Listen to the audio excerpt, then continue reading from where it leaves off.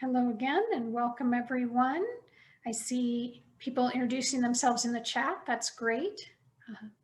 So let me introduce myself. My name is Leona Straight. I serve as treasurer for the Human Trafficking Task Force of Southern Colorado. Welcome to our monthly meeting. We are glad to have you join us. A couple of housekeeping items. Please do remain on mute during the meeting. And also the meeting is being recorded. So if you prefer not to appear in the recording, please turn off your video. And again, feel free to network in the chat, either introducing yourself to the group, or if you see someone specific on the meeting that you want to connect with, please do. So let me start. I want to give you a little bit of an overview of the Human Trafficking Task Force of Southern Colorado. Our vision is to end modern day slavery in Southern Colorado. And our mission for how we are impacting that is preventing labor and sex trafficking through awareness and advocacy, intervening in the human trafficking cycle through collaboration with individuals, agencies, and organizations, and connecting those impacted by modern day slavery to restorative resources. And there are, as far as the ways that we do those things, some of the activities that we do, we have these monthly meetings, which are open to the public. We're so glad you're joining us. We do a variety of presentations in the community, including schools, healthcare professionals, and we're happy to do that. If you have a group that you would be interested in having a presentation for, please let us know. We'd love to chat with you about that. We also host an annual symposium as a community event, and you'll hear more about that in just a minute. We also host an advocacy day at the state capitol in Denver, and partner with the diversion program with the district attorney's office, and also various ways that we come alongside and partner with other organizations related to survivor support. So next, yes, let me introduce, you see on the slide, the board of directors and leaders for the Human Trafficking Task Force. So here we are. Great. And so our first announcement this evening, Mike DeBetancourt with the Bakita Home. Please take it away. Thanks. We have a Walk for Survivors event that we've done in the past. This will be not since the pandemic, really, have we done anything live. It's on August 7th. It's a new location for us. It's at the Mount St. Francis, which is a very nice location. There's a 1 mile walk, and it'll have a few booths or tables set up for information on human trafficking and on Bakita Mountain Home. But the purpose of this is, of course, fundraising for Bakita as we prepare to open this fall. So you can go to our website. You can see that on the flyers, bakitamountainhome.org, and you can register and sign up, or you can get additional information. Thank you very much. Thank you, Mike. Next, we have Mandy Haney with Restore Innocence. Mandy, please go ahead. Hello. So if you don't know Restore Innocence, we have a couple of different parts to our organization. One of them is that we provide some restoration bags to different organizations and different, I'll say police and FBI around 48 states that offer those to people who are being rescued. And then our other piece is that we do mentors for survivors. And so we have some great mentors right now who really just walk alongside of these gals. Right now we only have gals to just, kind of navigate life and be a good friend and create that relationship. So we are doing a training on August 7th, and we are looking for some great people to join us that are interested in becoming a mentor. So you can go to our website at restoreinnocence.org, or you can also call me, and here's my information. There is an application right on the website. So we would love to hear from you. Thank you, Mandy. Next, we want to give you an update and information about our annual symposium. Kathy. Hey, so here's the information. Beautiful slide, courtesy of Joey. Thank you. So save the date, Saturday, October 23rd for our annual Human Trafficking Symposium, which is going to focus on the illicit massage businesses that are in Colorado Springs, as well as labor trafficking in Colorado, and particularly in agriculture. So it's going to be some interesting topics, and I hope you're looking forward to that. Great. Thank you, Kathy. And so next we have a few minutes before I will introduce our speaker for this evening. We have a few minutes, so please, as these slides go by, you can see who has registered and represented this evening from various organizations. And please feel free over the next few minutes to connect with anyone in chat that you want, where you want to make a connection. So we'll take a few minutes to do that, and then we will start hear from our speaker. Thank you.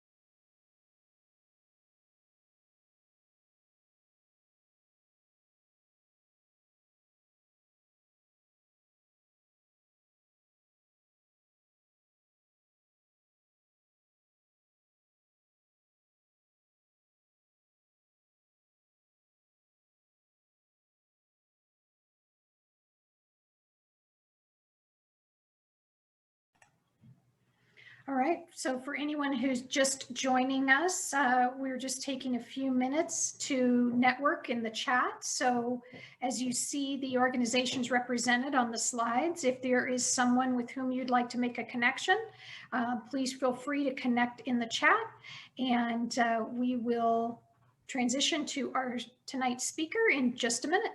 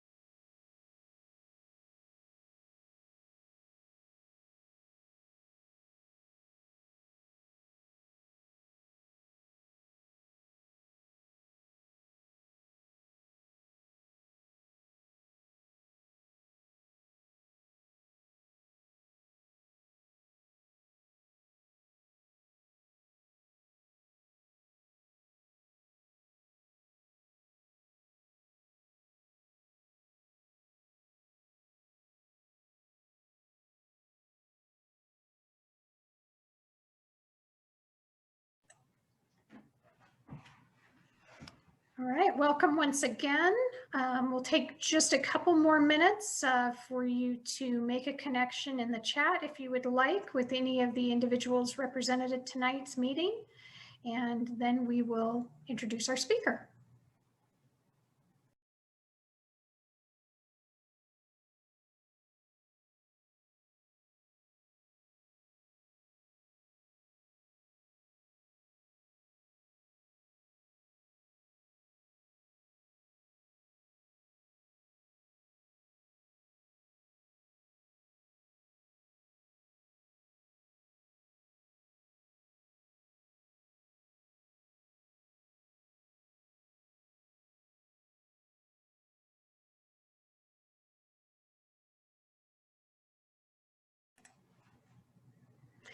Excellent. Well, I hope you had an opportunity to connect with some new individuals, new connections. And this is a great opportunity to do that. So I want to transition into tonight's speaker. Before I do, though, again, a couple of housekeeping items. If you would like, if you have a question regarding the presentation, have a question you want to ask, please message that to Teresa, and please put the word question at the beginning so that it will be easy for her to identify those and sort through those. So Teresa will be helping us with coordinating the questions at the end of the presentation. So we are honored tonight to have Alex Woods with us, and she is a Human Trafficking Program Coordinator at the Colorado Department of Public Safety, Division of Criminal Justice, Office for Victims Programs. And so in this role, she coordinates various aspects of the Colorado Human Trafficking Council, including facilitation of the council's Criminal Justice Task Force. So we are very excited to hear from Alex this evening. Please welcome, Alex. Thank you so much. And I'm so excited to be invited today to speak to you all. Part of my role with DCJ and the Colorado Human Trafficking Council is to serve as the regional liaison between the council and different regional collaborations. And I have to say, this is one of the biggest and most active regional collaborations. And so I'm just so happy to be here today. And we're very lucky on the council as well to have Joanne O'Neill as one of our council members. She's such a great asset, and we're really lucky to have her. I'm going to share my screen and talk to you a little bit about the council's work. And I'm probably going to look to Leona to make sure it's looking good. Is that in presentation mode? Great.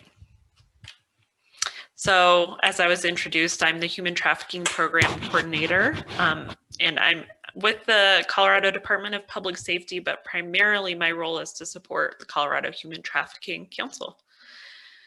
So typically I do presentations and I report on our annual report, but since it's July and it's just a lot of data, I thought it would be better to focus on something today that is more relevant to your day-to-day work. But to give you a little bit of background, for those of you who don't know, the Colorado Human Trafficking Council was established by the state legislature in 2014. It's a 35-member body of volunteers and various stakeholders from different sectors addressing human trafficking from regions across the state. And we have such a high volume of expertise on the council. We're very lucky to have so many dedicated resources in the state to address this issue.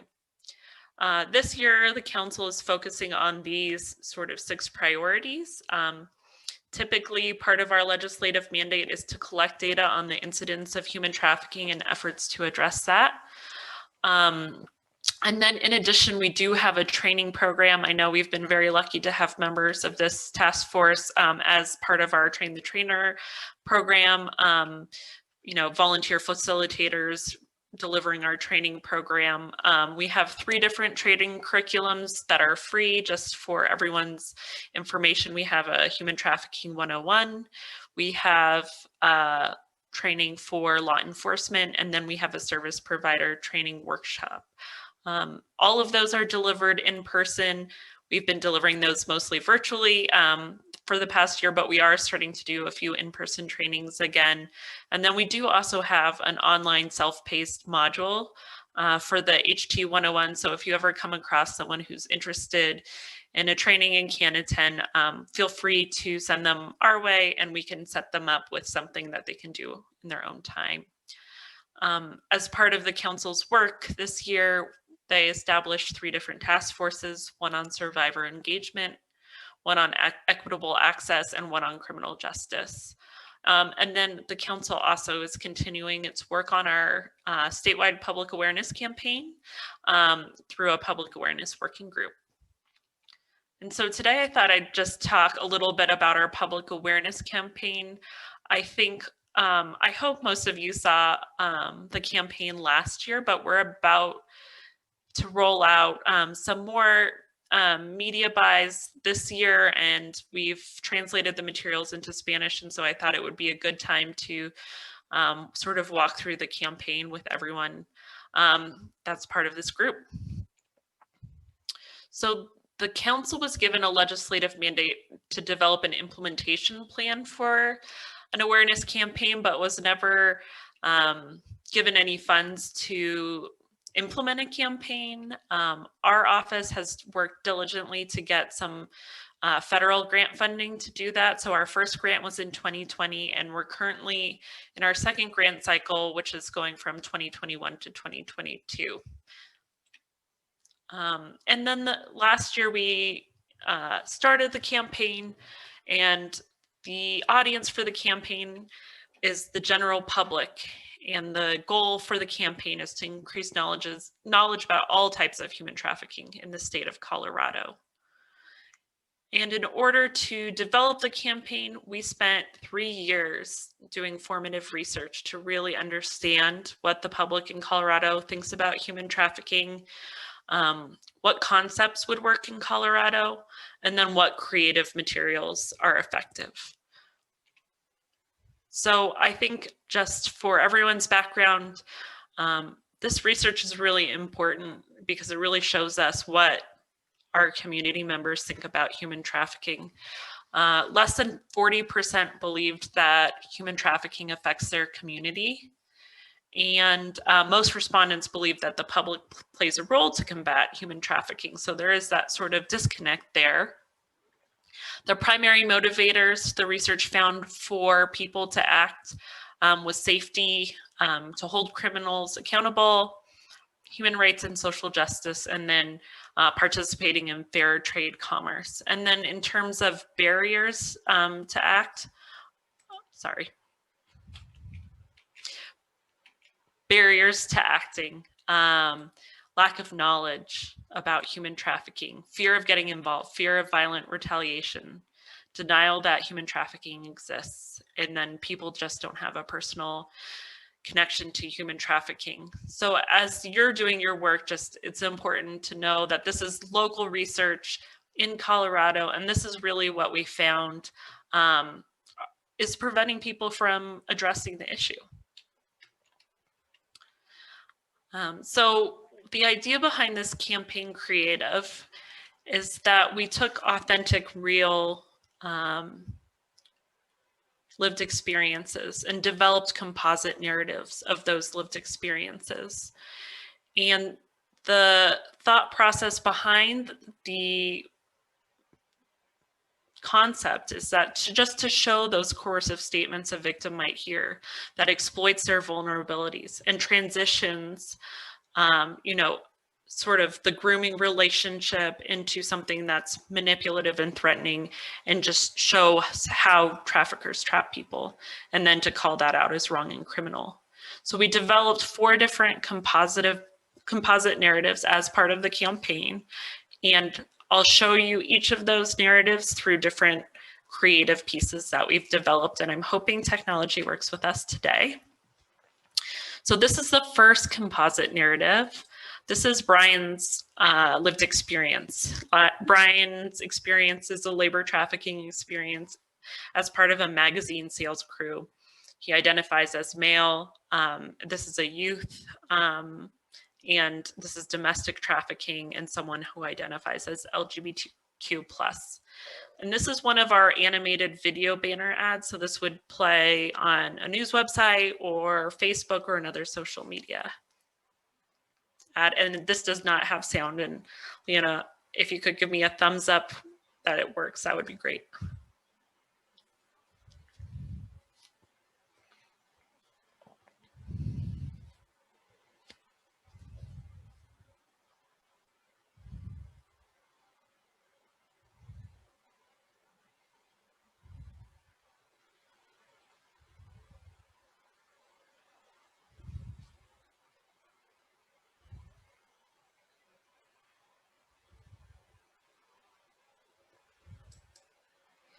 And so all of our advertisements are driving the public to thisishumantrafficking.com to learn more. And then our advertisements also direct people to Colorado's human trafficking hotline. So you'll see on our materials, we also post that phone number. But you can see in this advertisement how things escalated from friendly to threatening very quickly. And this is our next example. So this is a streaming radio ad that might be on Pandora. We did a Pandora media buy last year. This is Elena's lived experience, which is a sex trafficking lived experience, female youth, domestic organized crime in an urban setting. And so this is audio only, and hopefully this will work as well.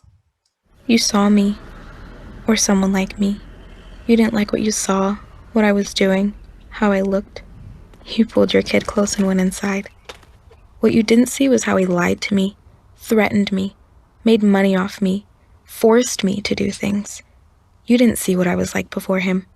You didn't see I needed help. This is human trafficking. It is a crime. If you suspect this is happening to you or someone you know or have seen, go to thisishumantrafficking.com. You saw.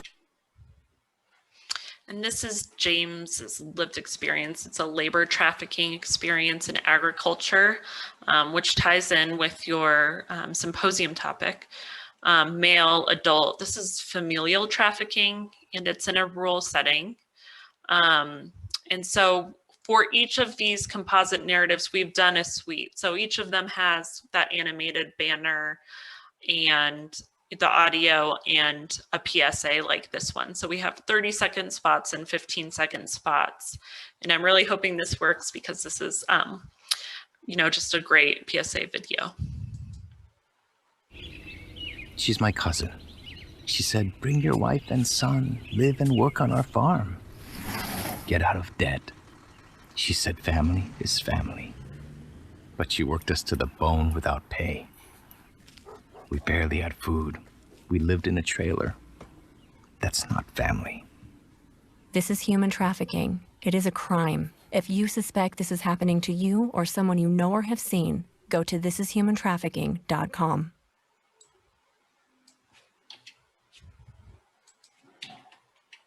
Sorry, I'm trying to move forward in the slides. This has happened before. There we go. And this is our final composite narrative we've developed in Yella. It's labor trafficking in a hotel. Females, it's both youth and parent victims, for nationals, and it's intimate partner trafficking. You can see here, this is a digital billboard that we had up last year. And this is our website. This is humantrafficking.com, just to give you a little preview. You can see each of the composite narratives are here, and you can see more about each story if you click on each one of these. So there's a yellow, red, green, and sort of teal color, and that is sort of associated with each of the composite narratives. And then the second website page you can see here, you can see it's circled. So this is James's lived experience, and what's great about the website is you can hover over certain pieces of this text, and really it's describing James's story, and it's explaining why his situation is human trafficking, to try and bring awareness to what makes a certain situation human trafficking and why it's not just, in this example, labor exploitation. And then this final page on the right here is about what people can do to help to stop trafficking. And we do have a partner login page, which I think the task force has information for, which gives you access to all of these materials digitally. And then these are just examples of some of our social media sites. We've been very excited because we've received a few different awards for this campaign already. 2 Telly Awards, a Communicator Award, and then we're nominated for a local Emmy for a PSA. So we're really excited that people are recognizing this work, and we hope that also translates into just more exposure for the campaign. So this is sort of our media strategy. This is what we did last year from November to January. We started after the election with our media buy, lighter in December, and then we really amped it up during Human Trafficking Awareness Month. We had digital news websites, broadcast TV in key markets, so Colorado Springs and Grand Junction. We weren't able to afford Denver last year. Digital ads, social, and then coordination with earned media. We did have quite a bit of earned media coverage through just different news articles about the campaign. But this is an important part of this. So as a response to the campaign last year, what the hotline saw was an increase of almost 50% in calls and texts during the same time period from the previous years, and that tips almost doubled. Referrals stayed the same, and that of the calls and texts to Colorado's human trafficking hotline, 21 calls did reference the campaign. So we are showing an uptick in people reaching out to the hotline, which is really the purpose of the campaign. And so I just wanted to share a little bit about what we're doing now, because we'd love to have you guys partner and participate in any ways that you can to support the campaign. As you saw last year, we really focused on public awareness for the general public. We are also trying to reach out to potential victims as well. And we're doing specialized outreach to rural and resort communities. And then in addition, this year we have translated all of the materials into Spanish. We were also really fortunate to get supplemental funding for the grant we already had for 2021 to 2022, which has allowed us to expand our lived experience content. So we're adding 2 more composite narratives, one focused on male sex trafficking and one focused on a restaurant labor trafficking ring. We've also been able to hire someone to help us with our social media strategy and increase our work in that area. And then we've also been able to buy in the Denver market, which is really expensive. So we're finally able to put things on broadcast TV in the Denver market. And then we've been able to do a specific and targeted Spanish language statewide media campaign.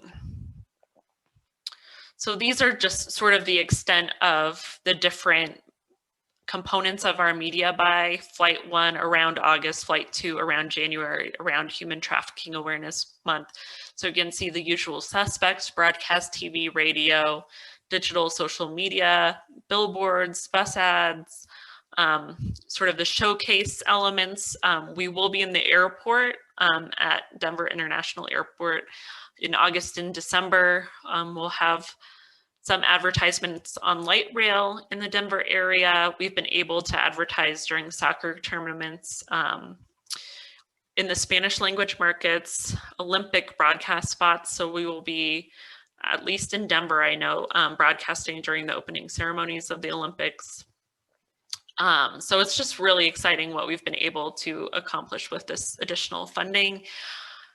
And I really just wanted to highlight again what's happening specific to Colorado Springs. So we have been able to get broadcast TV spots in Colorado Springs, including Spanish broadcast TV running now through September on KVSN, gas station TV, pre-roll spots. That's what you would see before a streaming video, busking. So that's bus ads on the side of the buses in Colorado Springs, billboards and posters, radio, and then we are amping up our social media. And again, that's sort of the August timeframe, and again in January. And these are just an example of some of our Spanish language materials. We had several different translators work with us. We had survivor consultant who speaks Spanish work with us on this, and really we wanted to make sure all of these materials were going to be not just literally translated into Spanish, but really culturally translated as well. And so we're really excited that we've been able to push this out, especially because there are so few calls to the hotline that are Spanish callers, and we're really hoping that we'll see an uptick in that. And I'm hoping this will work as well, so you can see James's video in Spanish. Ella es mi prima. Me dijo que trajera a mi esposa y a mi hijo para trabajar en su labor, para salir de las deudas. Me dijo que la familia es todo, pero nos forzó a trabajar demasiado y sin pago. Casi no había comida y vivíamos en un tráiler. Eso no es familia. La trata de personas es un delito. Si sospechas que te está ocurriendo o alguien más, visita thisishumantrafficking.com. Ella es mi prima. And so coming up, we're going to be able to do a little bit more coordination with our partners across the state. Alongside some of our paid media, we're going to have bathroom posters, window and mirror clings. And so these are all materials that we would be able to provide different groups, and then an outreach toolkit. So we already have given our partners access to the digital materials. We'll also be able to, give out some giveaway items, coasters, stickers, chapstick. I know that, in the past, having sort of a discrete chapstick with a hotline number on it has been an effective tool. So moving forward, we're really looking to give those out to our partners for distribution. And that's really all for today. I just really wanted to highlight the campaign since we're really moving into the next phase of it. This is my contact information. I neglected at the beginning to mention our amazing creative consultants, Orange Circle Consulting. They really have been a huge force behind this campaign. In addition to the council's public awareness working group, who have been active for the past few years and providing input on concept, creative material, media strategy, all of that. So we're really lucky we've been able to have so many great partners in this. And I'm happy to answer any questions. Great. Thank you, Alex. Really appreciate that. It is exciting to see what is happening with that campaign and to see the impact of it. That is awesome. All right. Teresa, do you have some questions for us? We do. The first question that came is, how do I take the training classes? So I'm not sure who asked that, but feel free to email me directly and I can coordinate any trainings with you. So if you need to organize a training for a group, we provide those free of charge. And then if someone just wants to do a one-off online, we just set them up with our online platform and give them the login for that. So I'll put my name in the chat so everyone can see it. My email. Okay. The second question that came in is, what prevention work is ongoing? For the council? Sure. I'm not sure. They just asked what prevention work is ongoing. Right. Our training program has been really robust for a long time. We're hoping that with this awareness campaign that is a prevention tool as well. you know, we're always working with different stakeholders across the state to try and identify individuals who are vulnerable, and ensuring that, you know, they are connected with resources. We've also applied for some additional grant funding to do some programming around strengthening MDTs across the state, and I think that would have a big prevention component as well.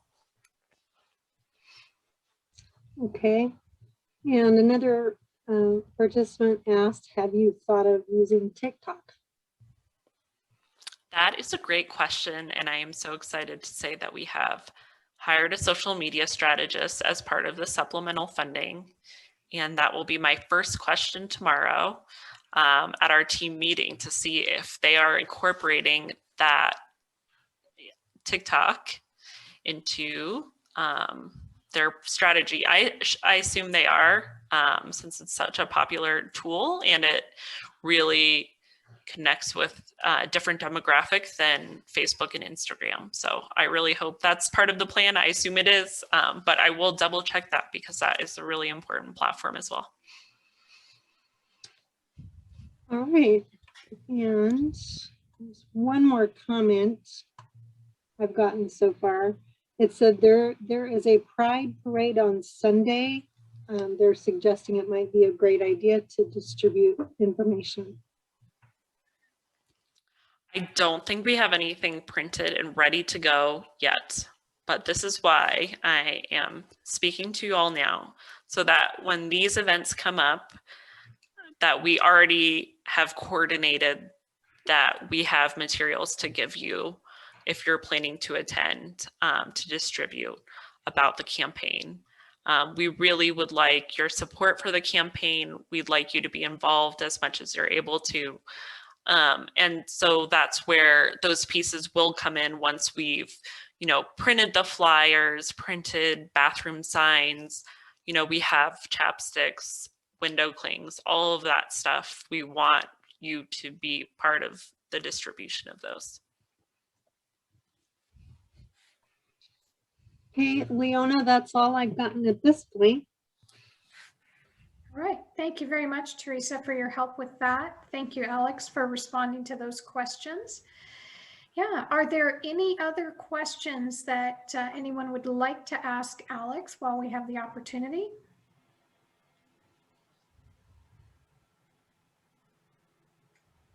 I did get another one, Leona. Okay, go ahead. Could you describe the position on the CHTC that is open for applicants? An individual representative of a regional task force, what is required? Great. So that position is open to anyone who's part of a regional task force. As you know, we have a member from this task force that's part of the council. I don't think there's anything that precludes two people from the same task force from being on the council, but I would have to check that. I mean, that is up to the governor's office. So the governor makes the appointment, and all of the applications go through the governor's office. So if you receive our newsletter, and I'll put a link to the newsletter in for those of you who aren't on the email list for the council's newsletter, you'll see a link. If you got the last newsletter, you received a link to apply. And so you just fill out that application form. And then another important step, because sometimes the applications do get lost, please email me as well so we know to look for the application. And that's really the steps. There's a few questions, you know, personal information. I think you have to submit your resume as well. But those are the requirements for the position.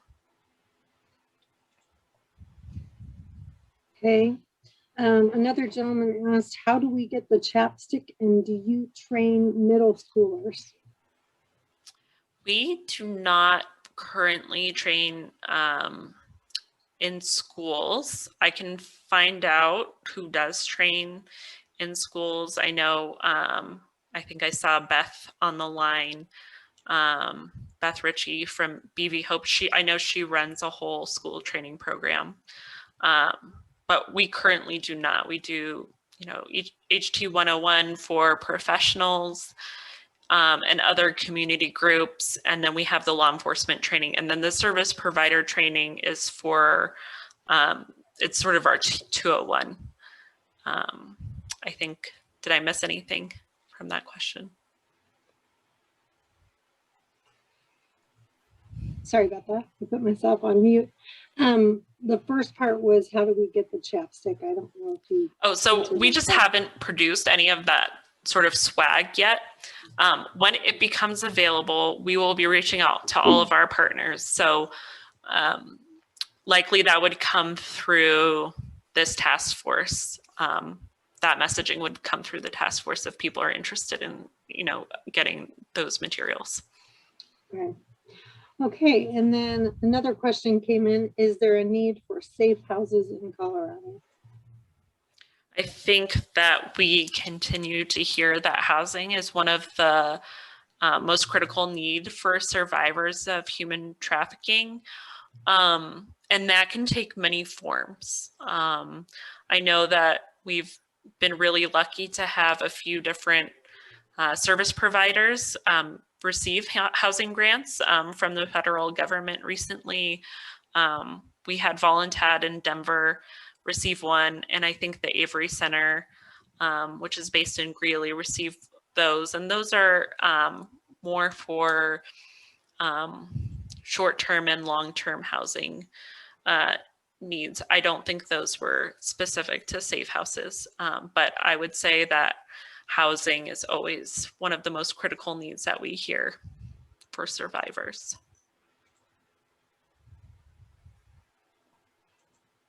Okay, I think that's the last one, Leona, that I got.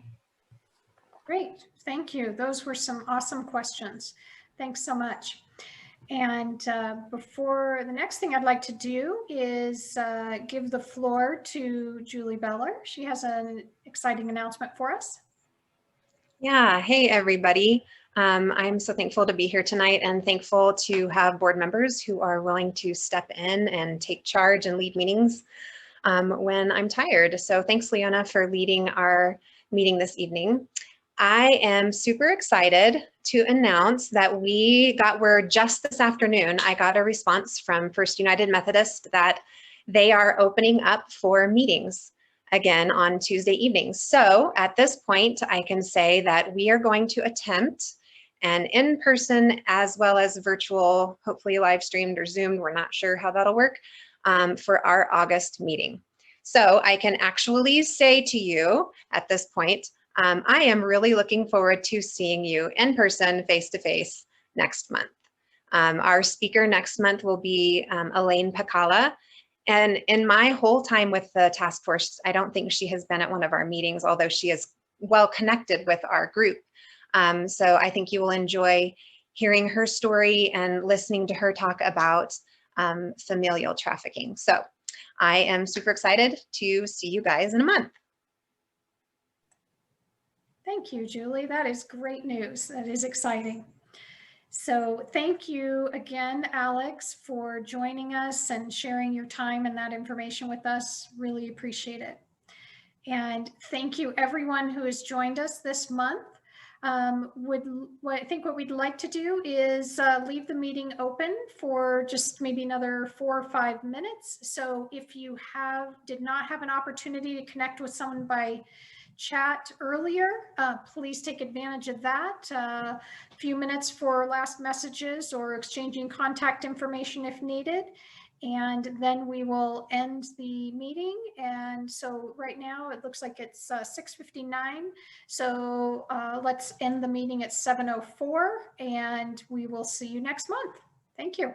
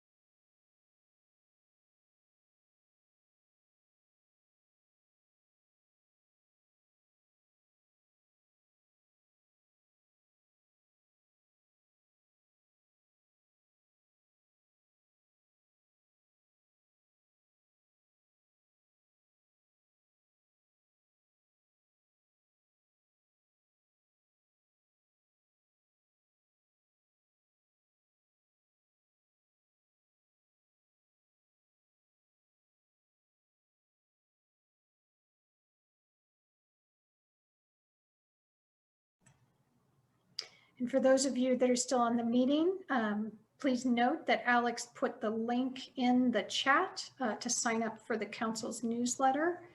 And so please, if you're interested in that, grab that information.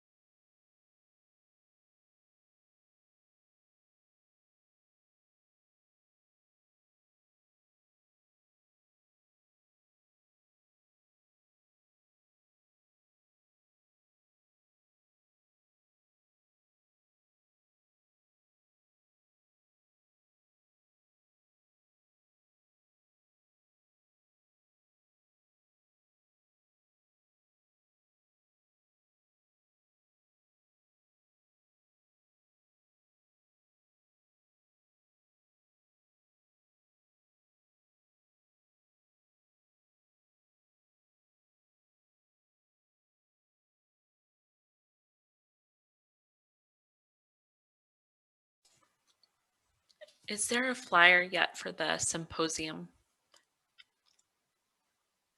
No, okay. Not yet. Will you make sure to just share it with me so I can add it to our newsletter? You bet.